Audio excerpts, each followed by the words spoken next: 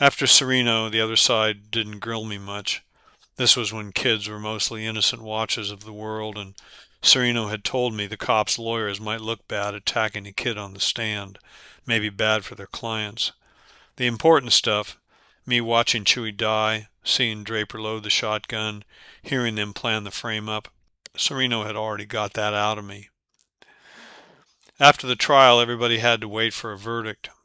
I was less worried about Draper and Tremor getting convicted than the shit I might be in.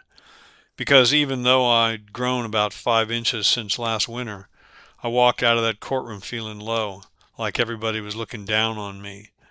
Any more, me getting along in Richland was going to be like shoveling shit uphill. Meantime, Gene thought it was all great. We were sitting on the grass near the Little League diamond, up against the fence, no one around, shelling and eating salt and peanuts. "Hey man, that was really cool what you did, getting up there and telling the truth." "You're only saying that, Signor Gino, because you set me up with that asshole Sereno." I'd pieced it together. Gene had told his dad, who told Sereno, who wasn't such an asshole, but I had to give Gene some good-natured crap, even things up. "You did the right thing, Eddie. You'll see. Chuy was stupid to have the shotgun, but he didn't deserve to die like that. What you did was righteous." "Aw, Gene, you're just a Mexican sympathizer." We'd been joking around, but now his smile faded. "What's that supposed to mean?" "That's what they're called," I said. "I saw it on the news last night on George Putnam." "Well, that shows how much you know, Eduardo, because some of these people weren't even born in Mexico. They were born in America, the same as us." "They ain't the same as you and me, Gene. We're white and they ain't." "Being white don't make us saints or heroes." "God made us different for a reason." I'd heard somebody important say that. "God? Since when did you get religion?" "Not being religious don't mean I don't believe in God," I said. "Eddie, you dumb shit, believing in God doesn't make us better than Chicanos. They're Catholics. They believe in God too." Gene was too smart for his own good sometimes, like I said before. So I was pissed at Gene for getting me involved, but glad he respected me, thinking I was a good guy for testifying for Chuy and his family, even if I looked like a Mexican sympathizer too.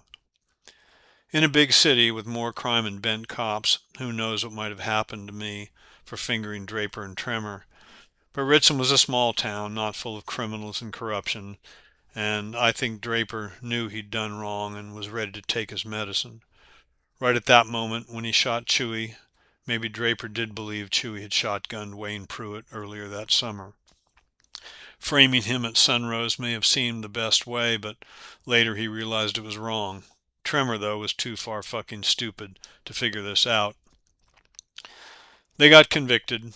Besides my testimony, their defense went tits up when a guy from the FBI checked the shotgun shells in Chuy's 12 gauge, same as the ones in the patrol car. I guess Dookie's old man was going for broke and didn't have a lot of time to plan the cover-up. Once word got around town, though, all that didn't matter. To Gene and his old man, I might have been Mr. America or some shit, but not to most of the white folks in town, the people who I had to be around day in and day out. Shit, Dookie had a lot of friends, and so did the Tremors, and I was the no-good yellow little bastard who ratted out their dads, got them thrown off the force, put in jail for killing a Chicano who had a gun and was probably going to get someone killed sooner or later anyway, maybe himself. Still, the worst thing was me repeating it in court. Chuy Muro's words about racism in Richland, about the bad treatment the Chooks got from the whites, and about how the Latin folks weren't going to bend with it anymore. Me saying that made it part of the trial record, part of how outsiders would see the town, and how people in town might have to see themselves. They didn't like it. Back then, when everybody thought a certain way, knew where they belonged, what was expected, I belonged west of C Street, Chuy belonged east of the tracks, and in between was unmarked no man's land. What I quoted in court challenged all that. I had no business on the witness stand testifying against two white cops and the town at the age of 16 with no more brains than a sack full of rocks. That's what people thought. The first time this shit came down, I was walking into Frosty's drive-in parking lot for a burger. Keith Conway pulled his black Hemi Chrysler in tight behind me and floored it in neutral. Sounded like a Santa Fe super chief coming right up your ass, and I was lucky not to drop my cargo right on the spot. Then Conway leaned full tilt on his horn. "Get out of the fucking road, stool pigeon." I spun around, half laughing from the fright, thinking they were just razzing me for fun. Terry Cochran, riding shotgun, gave me the finger. "Watch your chicken shit ass, Henley." I just stood there lockjawed. This wasn't a joke. These guys meant for me to feel their hatred. I looked across the Frosties' lot. People everywhere were staring at me, some snickering and smiling like they were watching some jackass getting righteous payback. An old Benny Coles tune came back to me.